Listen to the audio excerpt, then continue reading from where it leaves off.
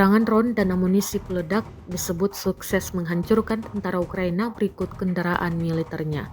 Rekaman detik-detik serangannya diunggah di Telegram pada Selasa 10 Desember 2024.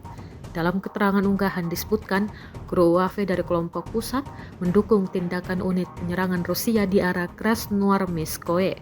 Awak drone penyerang dari kelompok pusat tersebut mengklaim sukses menghancurkan kendaraan tempur lapis baja, depot amunisi, pos pengamatan, serta angkatan bersenjata Ukraina di garis kontak tempur. Rekamannya pun kini telah menuai berbagai komentar dari warganet.